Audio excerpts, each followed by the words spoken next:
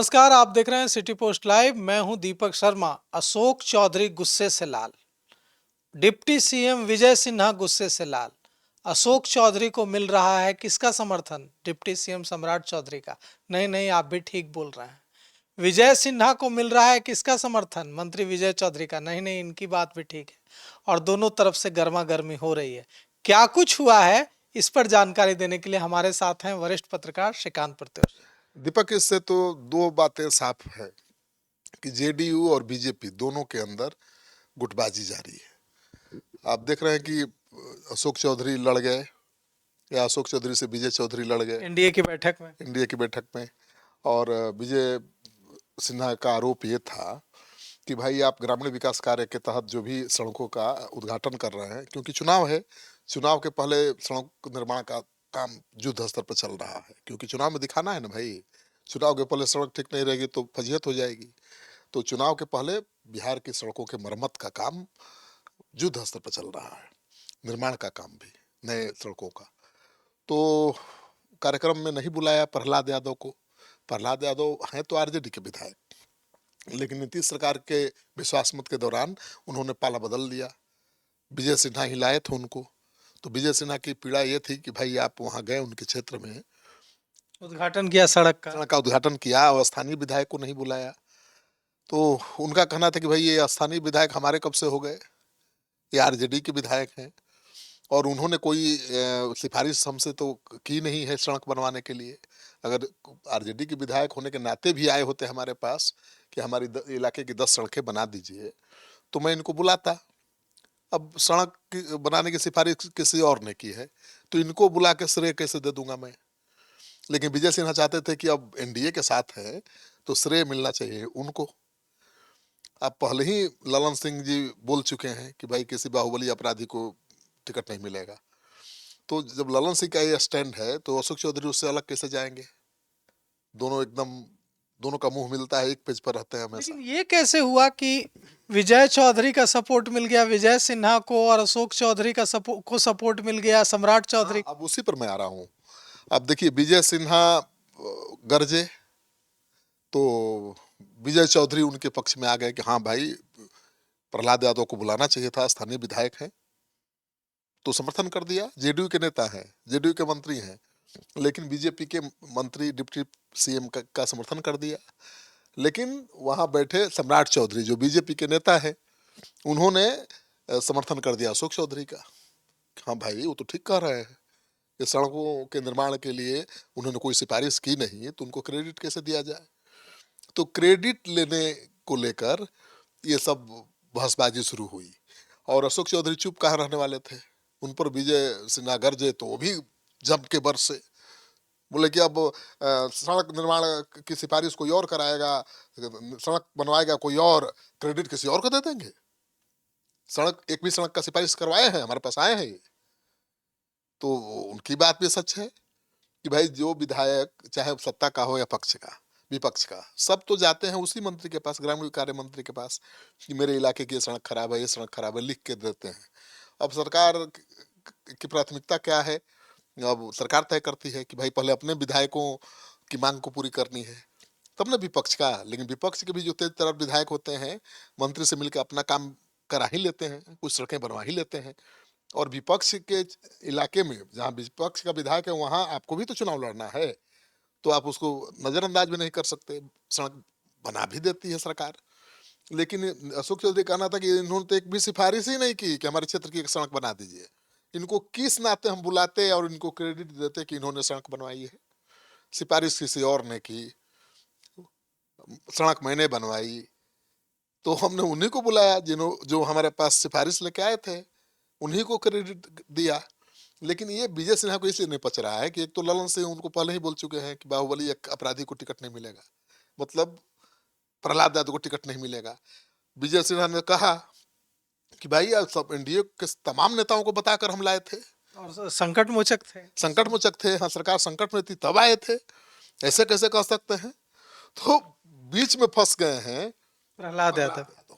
अब देखिए गुटबाजी साफ आ रही है। एक तरफ अशोक चौधरी, ललन सिंह एक पेज पर दिख रहे हैं, विजय चौधरी, संजय झा जी एक पेज पर दिख रहे हैं। सम्राट चौधरी और विजय सिन्हा अलग अलग पेज पर दिख रहे हैं। तो ये पॉलिटिक्स है। इस पॉलिटिक्स को समझना बहुत आसान नहीं है। पॉलिटिक्स बहुत टफ है। आप एक बड़े नेता के करीब होइएगा तो दूसरे नेता से दूर हो जाइएगा, बिना कुछ किए दुश्मनी हो जाएगी। बिना कुछ किए दुश्मनी हो जाएगी। तो पॉलिटिक्स में संतुलन बनाना एक कला है। जो दोनों तरफ संतुलन बना के रखेगा वही बाजी मारेगा। और थोड़ा भी संतुलन गड़बड़ाया तो आप आ जाएंगे निशाने पर। तो वही यहाँ हो रहा है। वो संतुलन नहीं बना पाए प्रहलाद यादव। अगर वो विजय सिन्हा के कहने पर भी आए तो सम्राट चौधरी के साथ भी ठीक ठाक रखना चाहिए था। सम्राट चौधरी बीजेपी के बड़े नेता ना हैं, तो उनके साथ भी मिलते जुलते रहना चाहिए था। अशोक चौधरी ग्रामीण कार्य मंत्री हैं, तो उनसे भी संबंध बना के रखना चाहिए था। आप चाहिएगा कि हम किसी एक नेता को पकड़ के अपना सब काम करा लें, नहीं होने वाला। वही हुआ है। प्रहलाद यादव तो नेता कम बाहुबली बड़े हैं, उनकी यही चुनौती है। तो उनके पास धन बल की पैसे की कमी तो है नहीं। पिछली बार चुनाव जीते थे तो इसका एक प्रमुख कारण एलजेपी के चिराग पासवान हो सकते हैं। उन्हीं के कारण जेडीयू की कई सीटों पर हार हुई और आरजेडी को बढ़त मिली 2 दर्जन से ज्यादा सीटों पर, और आरजेडी सबसे बड़ी पार्टी बन गई। तो मेंटली तैयार नहीं है जेडीयू अपनी सीट आरजेडी से आए नेता को देने के लिए। खासतौर पर ललन सिंह अपने उस क्षेत्र के सांसद तो वही है ना भाई। तो हो सकता है कि लोकसभा में उन्होंने विरोध किया हो उनका कि यही होंगे आरजेडी के नेता हैं, विधायक हैं, तो ललन सिंह का साथ तो दिए नहीं होंगे। अब ललन सिंह को लगता है कि जिसने मेरा विरोध किया, जिसने हराने की कोशिश की, उसको मैं टिकट अपने क्षेत्र से चुनाव कैसे लड़ने दूंगा। और सांसद से भी आपका अच्छा नहीं है संबंध तो मुश्किल है। तो उनको ललन सिंह जी से भी अच्छा संबंध रखना चाहिए था। उनकी गलती यही है कि वो विजय सिन्हा पर केवल भरोसा किए। उनके इलाके के हैं, उन्हीं पर भरोसा किए। उनको भरोसे में लेना चाहिए था ललन सिंह को भी, उनको भरोसे में लेना चाहिए था सम्राट चौधरी को भी। तो आज खूब गर्मा गर्म बहस हुई है। और सबसे खास बात कि मुख्यमंत्री जी चुपचाप सुन रहे थे। उन्होंने किसी को नहीं रोका न टोका, छोड़ दिया कि फरिया लो तुम लोग आपस में ही। ठीक है, क्योंकि उन्हीं के मंत्री आपस में लड़ रहे थे ना भाई। विजय सिन्हा बीजेपी के नेता भले हैं, लेकिन नीतीश कुमार के कैबिनेट में है। उन्हीं के डिप्टी हैं, और सम्राट चौधरी भी उन्हीं के डिप्टी हैं। अशोक चौधरी उनके बेहद खास हैं। तो उन्होंने छोड़ दिया अशोक चौधरी को भी कि फरिया लो तुम भी भाई। तो अशोक चौधरी ने भी फरिया ही लिया, विजय सिन्हा को चुप करा दिया। क्योंकि अब देखे कि भाई हमारा ही पार्टी का नेता सम्राट चौधरी बड़ा नेता साथ दे रहा है, उनके हाँ में हाँ मिला रहा है। तो आज अशोक चौधरी भारी पड़ गए विजय सिन्हा पर। ठीक है ना, क्योंकि विजय चौधरी ने साथ तो दिया, हाँ में हाँ मिलाया विजय सिन्हा का, लेकिन मजबूती के साथ नहीं। होता है ना, जिस मजबूती के साथ उन्होंने एकदम हंसते हुए माहौल को शांत करा दिया। अरे अरे ठीक है कह रहे हैं, विधायक को बुलाना चाहिए, चलिए चलिए चलिए, हो गया। तो उन्होंने विवाद को खत्म कराया। अगर मजबूती के साथ वो भी साथ देते विजय चौधरी का, तो विजय सिन्हा का विजय चौधरी और मजबूती के साथ देते तो शायद और बात बढ़ जाती। तो उन्होंने समझदारी दिखाई, बीच में उनका थोड़ा सा समर्थन करते हुए मामले को रफा दफा करा दिया। तो एनडीए की बैठक में 2 मंत्रियों का, बीजेपी और जेडीयू के मंत्रियों का आपस में भीड़ जाना, वो भी नीतीश कहीं से एनडीए के लिए अच्छा नहीं है, बिल्कुल अच्छा नहीं है। तो अब अशोक चौधरी तो निशाने पर रहते ही हैं, क्योंकि देखिए जो भी मुख्यमंत्री के करीब होगा, जो ज्यादा पावरफुल होगा, वो सबको खटकता है। अशोक चौधरी तेज तरार भी हैं, व्यवहारिक हैं, और सबके साथ संतुलन बना के चलने की कोशिश भी करते हैं। एक जमाने में तो ललन सिंह और उनमें ही अदावत थी, लेकिन उनको भी मना लिया ना। तो उनकी यही खासियत है, वो दुश्मन को भी दोस्त बना लेते हैं। ये खासियत हर नेता में होनी चाहिए। दुश्मन को दोस्त बनाने की खासियत नहीं होगी। आप अकड़ के बल पर, पैसे के बल पर चाहेंगे कि सब कुछ कर ले, तो मात खाइएगा।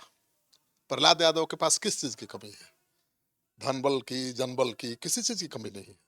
लेकिन जो अशोक चौधरी में गुण है संतुलन बनाने का, राजनीति में सबको साथ लेकर चलने का, रूठों को, दुश्मनों को भी दोस्त बनाने का, वो गुण नहीं है उनमें। इसलिए आज अशोक चौधरी फिर भारी पड़े सब पर।